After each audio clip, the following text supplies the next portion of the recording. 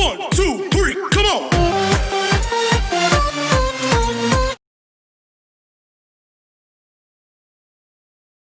നമസ്കാരം. ബിസിനസ് സ്റ്റഡീസിന്റെ അടുത്ത വീഡിയോയിലേക്ക് സ്വാഗതം. ഈ വീഡിയോയിൽ ഡിസ്കസ് ചെയ്യുന്നത് impact of government policy changes own business and industry. അതായത് 1991 ഗവൺമെന്റിന്റെ പുതിയ സാമ്പത്തിക നയത്തിന്റെ ആവിർഭാവത്തോടു കൂടിയിട്ട് ഇന്ത്യൻ വ്യാവസായിക രംഗത്ത് ഉണ്ടാക്കിയ പ്രതിഫലനം എന്താണ് എന്നുള്ളതാണ് ഈ ഒരു വീഡിയോയിലൂടെ ഡിസ്കസ് ചെയ്യാൻ ഉദ്ദേശിക്കുന്നത്. The policy of liberalization, privatization and globalization made a significant change on the working of Indian business firms. അതായത് ഈ പുതിയൊരു പോളിസി ഇൻട്രൊഡ്യൂസ് ചെയ്തതോട് കൂടിയിട്ട് ലിബറലൈസേഷൻ, പ്രൈവറ്റൈസേഷൻ, ഗ്ലോബലൈസേഷൻ എന്നീ എലമെന്റുകളോടുകൂടി ഇൻട്രൊഡ്യൂസ് ചെയ്ത ഈ ഒരു പോളിസിയുടെ ഫലമായി ഇന്ത്യൻ വ്യാവസായിക രംഗത്ത് അല്ലെങ്കിൽ ഇന്ത്യൻ ബിസിനസ് രംഗത്ത് വളരെയധികം മാറ്റങ്ങൾ ഉണ്ടായിട്ടുണ്ട്, അല്ലെങ്കിൽ വളരെയധികം അതിനെ സ്വാധീനിച്ചിട്ടുണ്ട് എന്നുള്ളതാണ് പറയുന്നത്. അപ്പോ what are the effect or what are the changes that happened in the business world? എന്തൊക്കെയാണ് ഈ പോളിസി ഇൻട്രൊഡക്ഷനോട് കൂടിയിട്ട് ബിസിനസ് വേൾഡിൽ എന്തൊക്കെ ചേഞ്ചസ് ആണ് ഉണ്ടായിട്ടുള്ളത്, എന്തൊക്കെ മാറ്റങ്ങളാണ് ഉണ്ടായിട്ടുള്ളത് എന്നുള്ളതാണ്. First one is that increasing competition, മത്സരം കൂടുന്നു. Due to the abolition of licensing requirements and entry of multinational corporations, competition of Indian firm increases to a great extent. അതായത് ഇന്ത്യയിലുള്ള ലൈസൻസിംഗ് പോളിസി, ഇന്ത്യയിലേക്ക് കടന്നു വരുന്നതിനുള്ള ലൈസൻസിംഗ് പോളിസി ലിബറലൈസ് ചെയ്യുകയും അതിന്റെ ഫലമായിട്ട് ഒരുപാട് മൾട്ടിനാഷണൽ കോർപ്പറേഷൻസ് ഇന്ത്യയിലേക്ക് കടന്നു വരികയും ചെയ്യുമ്പോൾ ഇന്ത്യൻ ഫേംസിന് മത്സരം കൂടുകയാണ്, competition കൂടുകയായി. And those business organizations having more resources can survive in the business world. ഏതൊരു സ്ഥാപനത്തിനാണോ കൂടുതൽ സാമ്പത്തിക ശേഷിയുള്ളത് അല്ലെങ്കിൽ കൂടുതൽ കോമ്പിറ്റൻസി ഉള്ളത്, ആ സ്ഥാപനത്തിന് മാത്രം നിലനിൽക്കാൻ സാധിക്കുള്ളൂ എന്നുള്ള ഒരു സാഹചര്യത്തിലേക്ക് മാറുകയാണ് ഏതോടുകൂടിയിട്ട് ഈ പോളിസി ഇൻട്രൊഡ്യൂസ് ചെയ്യുന്നതോട് കൂടിയിട്ട്, അതായത് പുതിയ പുതിയ മൾട്ടിനാഷണൽ കോർപ്പറേഷൻസ് ഇന്ത്യയിലേക്ക് വന്നതോടുകൂടി. രണ്ടാമതായിട്ട് പറയുന്നത് മോർ ഡിമാൻഡിംഗ് കസ്റ്റമേഴ്സ് കൂടുതൽ ആവശ്യങ്ങളുള്ളവരായി മാറുകയാണ്. Increased competition gives the customers wider choice in purchasing quality goods. That is, as a result of increased competition, number of business organizations are come forward for producing quality goods that give an opportunity to the consumers to buy more and more quality goods from Indian market. That is, consumers demanding more goods because they are well informed about the availability of quality goods. അതായത് consumers കൂടുതൽ കൂടുതൽ ഉൽപ്പന്നങ്ങൾ ആവശ്യമുള്ളവരായി മാറുന്നു, കൂടുതൽ ക്വാളിറ്റിയുള്ള ഉൽപ്പന്നങ്ങൾ ആവശ്യമുള്ളവരായി മാറുന്നു, കൂടുതൽ ഉപയോഗമുള്ള ഉൽപ്പന്നങ്ങൾ ആവശ്യക്കാരായി മാറുന്നു. കാരണം അവർക്ക് ഇത്തരത്തിലുള്ള ഉൽപ്പന്നങ്ങളുടെ ലഭ്യതയെക്കുറിച്ചും ഓരോന്നിന്റെ ക്വാളിറ്റിയെക്കുറിച്ചും നല്ല ബോധം ഉണ്ടായിരിക്കുന്നു. ഏതോടുകൂടിയിട്ട് പുതിയ പുതിയ സ്ഥാപനങ്ങൾ ഇന്ത്യയിലേക്ക് വരികയും മാത്രമല്ല ആ സ്ഥാപനങ്ങൾ അവരുടെ അഡ്വർടൈസ്മെന്റിലൂടെ ഇത്തരത്തിലുള്ള ഉൽപ്പന്നങ്ങളുടെ ഗുണനിലവാരത്തെക്കുറിച്ചും ലഭ്യതയെക്കുറിച്ചും ഒക്കെയുള്ള വിഷയങ്ങൾ കൺസ്യൂമേഴ്സിനെ അറിയിക്കുന്നതോട് കൂടിയിട്ട് they are well informed about the availability of good quality goods. ഇപ്പൊ കൺസ്യൂമേഴ്സിന്റെ ഡിമാൻഡ് കൂടുന്നു. Then market orientation. അടുത്ത തേർഡ് പോയിന്റ് പറയുന്നത് മാർക്കറ്റ് ഓറിയന്റേഷൻ ആണ്. Present day business is market oriented business or consumer oriented business. The modern slogan of marketing is the consumer is the king. That means while going to produce a product, businessmen have to first understand what is the demand of consumers, or what quality they prefer, what type they prefer, etc. Have to be understood in advance before going to produce a product. That is, the production is for the consumers. Product is for the consumers, or production is on the lines of consumer taste and preference. That is called a consumer oriented market. So market orientation. Before that, product-oriented markets are there. That is, the producer produce and compel the consumers to buy the goods without considering the consumers. അതായത് മുൻകാല marketing എന്ന് പറയുന്നത് product oriented marketing ആയിരുന്നു. അതായത് ഉൽപ്പന്നങ്ങൾ ഉൽപ്പാദിപ്പിക്കുന്നു, ആ ഉൽപ്പാദിപ്പിച്ച ഉൽപ്പന്നങ്ങൾ ഉപഭോക്താവ് നിർബന്ധമായി വാങ്ങിയിരിക്കണം എന്നുള്ളത് കൺസ്യൂമേഴ്സിന് അവിടെ പരിഗണിക്കപ്പെട്ടിരുന്നില്ല. പക്ഷെ ഇന്ന് പുതിയ പോളിസിയുടെ ഫലമായിട്ട് പുതിയ മൾട്ടിനാഷണൽ കോർപ്പറേഷൻസും അങ്ങനെയുള്ള സ്ഥാപനങ്ങളൊക്കെ വരികയും കോമ്പറ്റീഷൻ കൂടുകയും ഒക്കെ ചെയ്തതിന്റെ ഫലമായിട്ട് എന്താവുകയാണ്, കൂടുതൽ ക്വാളിറ്റി ഉൽപ്പന്നങ്ങൾ ഉണ്ടാവുകയാണ്. അങ്ങനെ കൂടുതൽ ഡിമാൻഡ് അല്ലെങ്കിൽ കൂടുതൽ കൺസ്യൂമേഴ്സിനെ കിട്ടുന്നതിന് വേണ്ടിയിട്ട് അവര് കൺസ്യൂമേഴ്സിന്റെ താല്പര്യങ്ങൾക്കനുസരിച്ചുള്ള ഉൽപ്പന്നങ്ങൾ ഉൽപ്പാദിപ്പിക്കാൻ ശ്രമിക്കുന്നു. എവിടെ? ഇന്നത്തെ ആധുനിക മാർക്കറ്റിംഗിൽ. Then fourth point is that rapidly changing technological environment. Technological environment is changing more faster. New policy creates tough to internal competition or create a tough internal competition. That means Indian firm also facing competition from Indian firms, because most of the Indian firms are collaborated with the foreign firms, and they opt more and more most modern technologies that compel the Indian firm to introduce modern technologies in their production activity. Small firms have to adopt internationally standardized technology in order to produce their goods. That is another change or another effect that created by the new economic policy. അതായത് ചെറുകിട സ്ഥാപനങ്ങൾ പോലും എന്ത് ചെയ്യേണ്ടി വരുന്നു? Modern technology, international സ്റ്റാൻഡേർഡിലുള്ള technologies ഉപയോഗിക്കേണ്ടി വരുന്ന ഒരു സാഹചര്യത്തിലേക്ക് മാറുന്നു ഏത് വ്യാവസായിക ലോകം. അടുത്തതായിട്ട് പറയുന്നതാണ് more employment opportunity. Due to the introduction of or due to the liberalized approach of the government, number of organizations come forward for the establishment of industries that create more employment opportunities.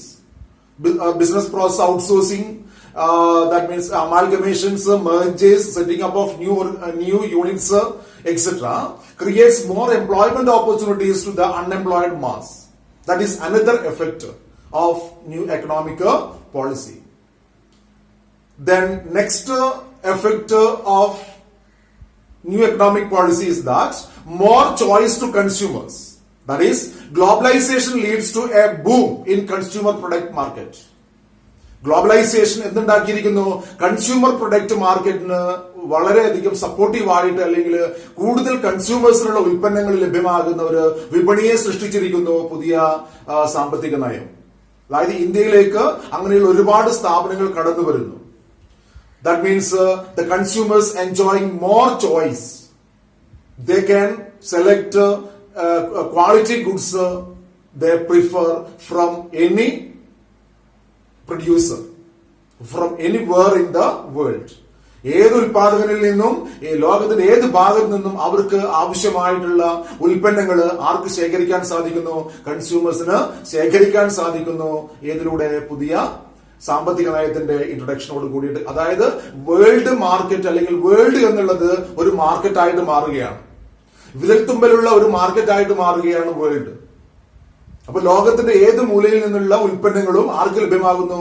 കൺസ്യൂമേഴ്സിന് ലഭ്യമാകുന്നു. അങ്ങനെ കൺസ്യൂമേഴ്സിന്റെ choice കൂടുന്നു. ഓരോ ഉൽപ്പന്നങ്ങൾ എടുത്ത് പരിശോധിച്ചു കഴിഞ്ഞാലും ഓരോ ഉൽപ്പന്നങ്ങളും ഓരോ ഉൽപാദകരുടെ ഉൽപ്പന്നത്തിനും ചെറിയ ചെറിയ ക്വാളിറ്റി വ്യത്യാസം ഉണ്ടാവും. ആ ക്വാളിറ്റി വ്യത്യാസം എന്താണെന്ന് തിരിച്ചറിയാനും അത്തരത്തിലുള്ള ഉൽപ്പന്നങ്ങൾ ലഭ്യമാക്കുന്നതിനും വേണ്ടിയിട്ട് അവർ പരിശ്രമിക്കുകയും അത് കൺസ്യൂമേഴ്സിന് കൂടുതൽ ചോയ്സ് നൽകുകയും ചെയ്യുന്നു. ഏതിലൂടെ? ഈ ഒരു പുതിയ സാമ്പത്തിക നയത്തിന്റെ ആവിർഭാവത്തോട് കൂടിയിട്ട്. The next one is that need for development of human resources. That is, in order to meet this high demand of the consumers, the firm have to train and select and train those candidates having more capacity or more ability to meet the consumer requirements or to meet the changes that happened in the economic environment. അതായത് ഇങ്ങനെയുള്ള പുതിയ policy വരുന്നതോട് കൂടിയിട്ട് കൺസ്യൂമേഴ്സിന്റെ demand കൂടുകയാണ്, കൺസ്യൂമേഴ്സിന്റെ preference കൂടുകയാണ്, consumer oriented market ഉണ്ടാവുകയാണ്, technological changes ഉണ്ടാവുകയാണ്. ഇങ്ങനെയൊക്കെ മാറ്റങ്ങൾ ഉണ്ടാകുമ്പോൾ അതിനനുസരിച്ച് മാറ്റങ്ങൾ സ്ഥാപനത്തിൽ ഉണ്ടാകണമെങ്കിൽ അത്തരത്തിൽ ഏബിൾ ആയിട്ടുള്ള ക്വാളിഫൈഡ് ആയിട്ടുള്ള മാൻ പവർ സെലക്ട് ചെയ്യപ്പെടുകയും അവർക്ക് ട്രെയിനിങ് നൽകി അവരെ നല്ലൊരു മാൻ പവർ ആയിട്ട് വെൽ ഡെവലപ്ഡ് മാൻ പവർ ആയിട്ട് മാറ്റേണ്ടിയിരിക്കുന്നു ഏത് സ്ഥാപനങ്ങൾ. അങ്ങനെ ഒരു മാറ്റം എവിടെ കാണുന്നുണ്ട്? ഇന്ന് ഇന്ത്യൻ ഇൻഡസ്ട്രിയൽ ഫീൽഡിൽ കാണുന്നുണ്ട്. അതായത് സ്പെഷ്യലൈസേഷൻ ആണ്. ഇന്ന് എല്ലാവരും അവരുടെ നോളജിൽ സ്പെഷ്യലൈസ്ഡ് ആണ്. ആ സ്പെഷ്യലൈസേഷനിലൂടെ അവർക്ക് അവരുടെ എഫിഷ്യൻസി വർദ്ധിപ്പിക്കാൻ സാധിക്കുന്നു. അങ്ങനെ സ്ഥാപനത്തിന്റെ ഓൾ ഓവർ എഫിഷ്യൻസിയും എഫക്റ്റീവ്നെസ് ഒക്കെ കൂടുകയാണ്, അവരുടെ പ്രോഫിറ്റബിലിറ്റിയും കൂടുന്നു. അതാണ് കോമ്പറ്റീഷൻ ഇൻക്രീസ് ചെയ്യുന്നതോട് കൂടിയിട്ട് മാൻ പവർ ക്വാളിറ്റിയിലും ഇൻക്രീസ് ഉണ്ടായിട്ടുണ്ട്. അങ്ങനെ ഉണ്ടാക്കിയിരിക്കുന്ന സ്ഥാപനങ്ങൾക്ക് മാത്രമേ നിലനിൽക്കാൻ സാധിക്കുകയുള്ളൂ. Then eighth point of effect is that global effect. That is, anything happened in any part of the world, any demand change or any riots or anything or any policy change happened in any part of the world, that will affect Indian industry also, because the world is now considered as a one market. ലോകത്തിന്റെ ഏത് മൂലയിലും എന്ത് സംഭവിച്ചു കഴിഞ്ഞാലും അത് ഇന്ന് ഏതിനെ സ്വാധീനിക്കും? ഇന്ത്യൻ ഇൻഡസ്ട്രിയെ സ്വാധീനിക്കും. വിവിധ രാജ്യങ്ങൾ തമ്മിൽ യുദ്ധം ഉണ്ടായി കഴിഞ്ഞാൽ ആ യുദ്ധത്തിന്റെ പരിണത ഫലം ഇന്ത്യയിലും നമുക്ക് പ്രതിഫലിക്കും. ഏത് ഉൽപ്പന്നങ്ങളിലൂടെ, ആ ഓരോ ബിസിനസ് സ്ഥാപനങ്ങളുടെ പ്രവർത്തനത്തിന്റെ കാര്യത്തില്.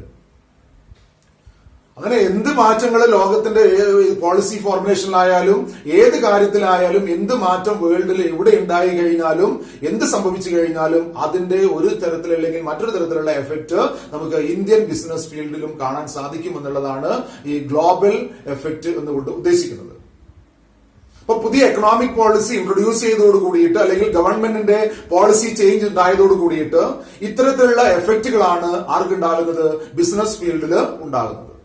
ഒന്ന് പറയുന്നത് increasing competition, second one is more demanding customers, 3 market orientation, 4 rapidly changing technological environment, 5 more employment opportunities, then 6 more choice to consumers, 7 need for developing human resources.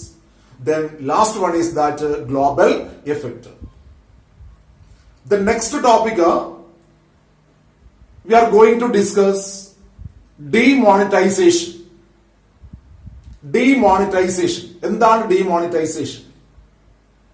Demonetization എന്ന് പറഞ്ഞു കഴിഞ്ഞാൽ ഈ അടുത്ത കാലത്ത്, അതായത് 2016 നവംബർ 8 ഇന്ത്യയിൽ സംഭവിച്ച ഒരു കാര്യമാണ്. അത് എക്കണോമിക് എൻവയോൺമെന്റിൽ ഉണ്ടായിരിക്കുന്ന ഒരു ചേഞ്ച് ആണ്. നോട്ട് നിരോധനം നമുക്കൊക്കെ അറിയാം. അപ്പൊ എന്താണ് demonetization? Demonetization means an act of cancelling legal tender status of currency units in circulation. That is, demonetization means an act of cancelling legal tender status of currency in circulation. സർക്കുലേഷനിലുള്ള കറൻസിയുടെ legal tender status cancel ചെയ്ത ഒരു പരിപാടിയെ അല്ലെങ്കിൽ ആ ഒരു പ്രവർത്തനത്തെ ആയിരുന്നു എന്ത് പറയുന്നത്? ഡിമോണിറ്റൈസേഷൻ എന്ന് പറയുന്നത്. അപ്പൊ അവിടെ ഒരു ചോദ്യം വരും, എന്താണ് legal tender status? Legal tender is anything recognized by law as a means to settle a public debt or private debt or meet a financial obligation. Legal tender is anything recognized by law.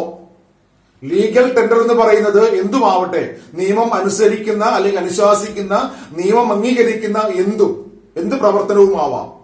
എന്തിന്?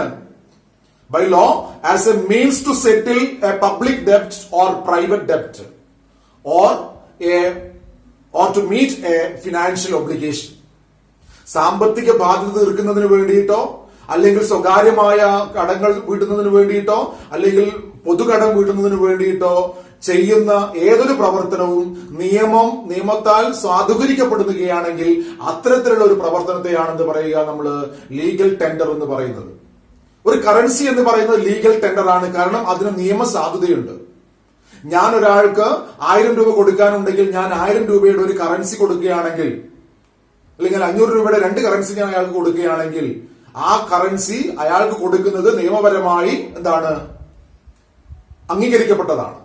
അതിന് നിയമത്തിന്റെ പിൻബലമുണ്ട്. ഇനി ആ പഴയ 1000 രൂപ currency ഇന്നൊരാൾക്ക് കൊണ്ടു കൊടുത്താൽ വാങ്ങിക്കോ? അയാൾ വാങ്ങിക്കും, പക്ഷെ അതിനെന്തില്ല, നിയമസാധുതയില്ല. അപ്പോ ഒരു കറൻസി അല്ലെങ്കിൽ ഒരു ആക്ടിവിറ്റിക്ക് ലീഗൽ എന്താണ്, അതിനൊരു ലീഗൽ സപ്പോർട്ട് ഇല്ലാതെ ഇല്ലെങ്കിൽ അതിനെന്തില്ല നമുക്ക് പറയാം, ലീഗൽ ടെൻഡർ ഇല്ല എന്ന് പറയാം. അപ്പൊ demonetisation introduced in India with some objectives. One is to control corruption. ഒന്ന്, കറപ്ഷൻ ഒഴിവാക്കുക, അഴിമതി നിരോധിക്കുന്നതിന് വേണ്ടിയിട്ട്. 2, to reduce high value currencies for illegal purpose.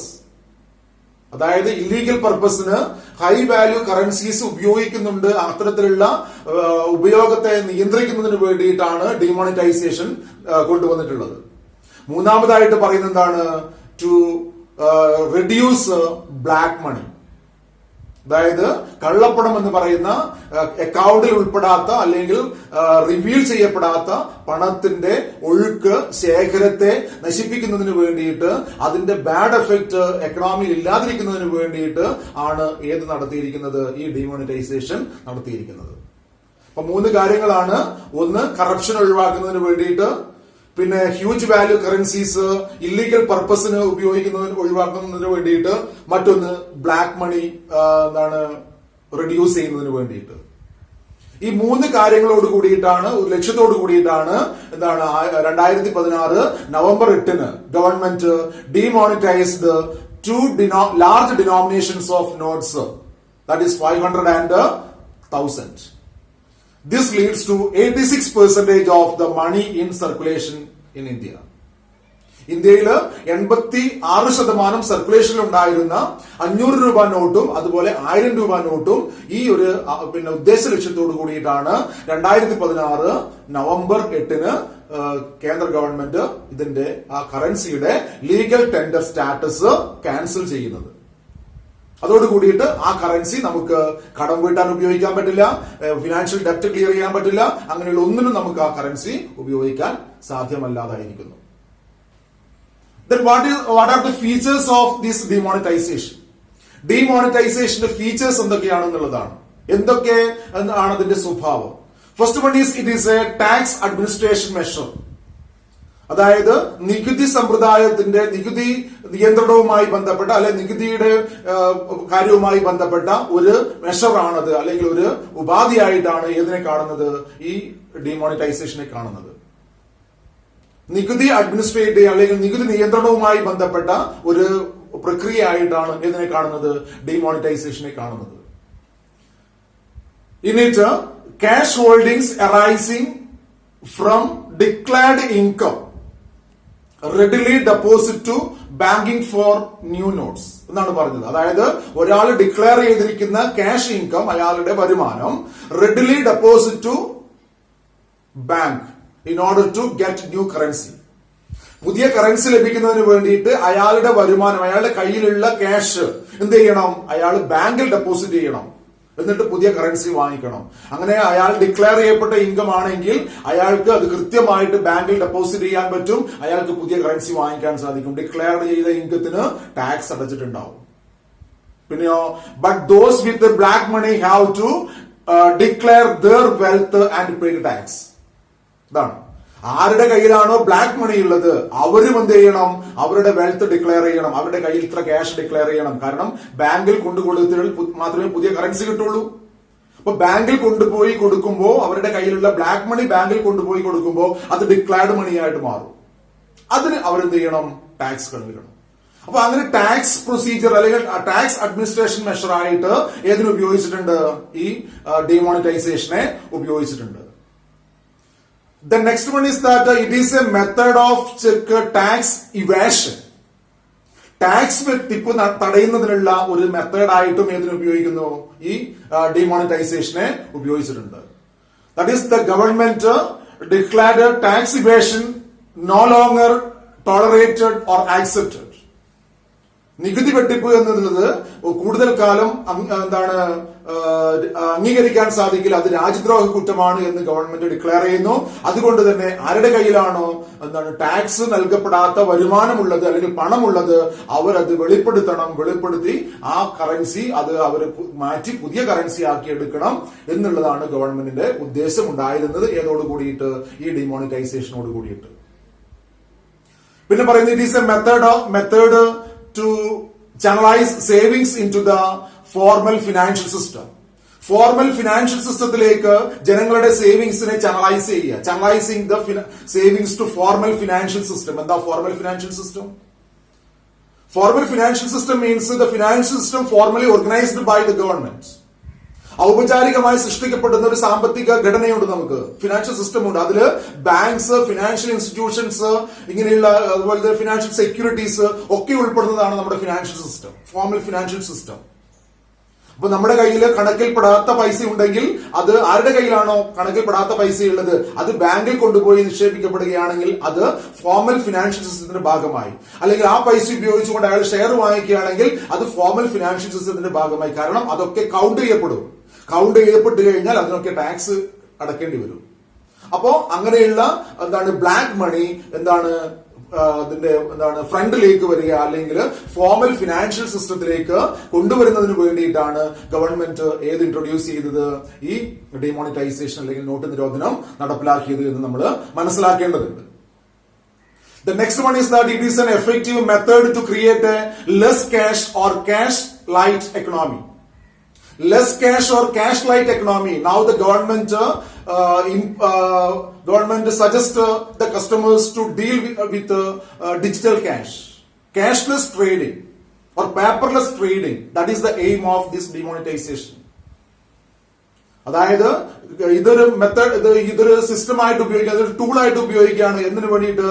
Cash light എക്കണോമിക്കാണ്. ക്യാഷ് ലൈറ്റ് എക്കണോമി എന്ന് പറഞ്ഞു കഴിഞ്ഞാൽ നോട്ട് ഇല്ലാത്ത ഡിജിറ്റൽ ക്യാഷ് ഉൾപ്പെടുന്ന അല്ലെങ്കിൽ ഡിജിറ്റൽ ക്യാഷോട് കൂടിയിട്ട് പ്രവർത്തിക്കുന്ന ഒരു എക്കണോമി സൃഷ്ടിക്കുന്നതിനുള്ള ഒരു സ്റ്റെപ്പായിട്ടുള്ള ഒരു മാർഗമായിട്ട് ഇതിനെ ഉപയോഗിക്കുകയാണ്. അതുകൊണ്ട് തന്നെയാണ് ഗവൺമെന്റ് പല കാര്യങ്ങളിലും അഡ്വൈസ് ചെയ്യുന്നത് digital cash, economic fund, electronic fund transferring ഒക്കെ ഇംപ്രൂവ് ചെയ്യാനുള്ള അല്ലെങ്കിൽ നമ്മുടെ വ്യത്യസ്തമായിട്ടുള്ള ആപ്പുകളിലൂടെ പേയ്മെന്റ് നടത്തുക. അതിനൊക്കെ പേടിഎം, അതുപോലെ യോനോ ക്യാഷ്, അങ്ങനെയൊക്കെ ഒരുപാട് ആപ്പുകളുണ്ട്. ഈ ആപ്പുകളിലൊക്കെ ഫോൺ പേ എന്നൊക്കെ പറയുന്ന ആപ്പിലൂടെയൊക്കെ പണം കൈമാറ്റം ചെയ്യുക എന്ന് പറയുന്ന ഡിജിറ്റൽ ക്യാഷ് ആണ്. അതിനെ പ്രൊമോട്ട് ചെയ്യുക എന്നുള്ളതും ഏതിന്റെ ലക്ഷ്യമാണ്? ഈ ഡിമോണിറ്റൈസേഷന്റെ ലക്ഷ്യമാണ്. Then it is an effective method to push informal economic activity to more transparency and away from black market. Informal ആയിട്ടുള്ള എക്കണോമിക് ആക്ടിവിറ്റിയെ തള്ളി മാറ്റിയിട്ട് അതിനെ ഫോർമൽ സൈഡിലേക്ക് കൊണ്ടുവരികയും ബ്ലാക്ക് മണി എന്ന് പറയുന്ന ഒരു കോൺസെപ്റ്റ് ഇന്ത്യൻ എക്കണോമിയിൽ ഉണ്ടാകുന്ന ബാഡ് എഫക്ട് ഒഴിവാക്കുക എന്നുള്ള ഉദ്ദേശത്തോടു കൂടിയിട്ടാണ് ഇൻട്രൊഡ്യൂസ് ചെയ്യുന്നത്, ഈ ഒരു നോട്ട് നിരോധനം നടപ്പിലാക്കുന്നത്. ചുരുക്കി പറഞ്ഞു കഴിഞ്ഞാൽ നമുക്ക് മനസ്സിലാക്കേണ്ട ഒരു കാര്യം, രാജ്യത്ത് പലരുടെയും കയ്യിലുള്ള അൺഅക്കൗണ്ടബിൾ ആയിട്ടുള്ള മണി ഫോർമൽ ചാനലിലേക്ക് കൊണ്ടുവരുന്നതിന് വേണ്ടി ഉദ്ദേശിച്ചുകൊണ്ടാണ് ഗവൺമെന്റ് ഇൻട്രൊഡ്യൂസ് ചെയ്തിട്ടുള്ളത് ഈ ഡിമോണിറ്റൈസേഷൻ നോട്ട് നിരോധനം നടപ്പിലാക്കിയിട്ടുള്ളത്.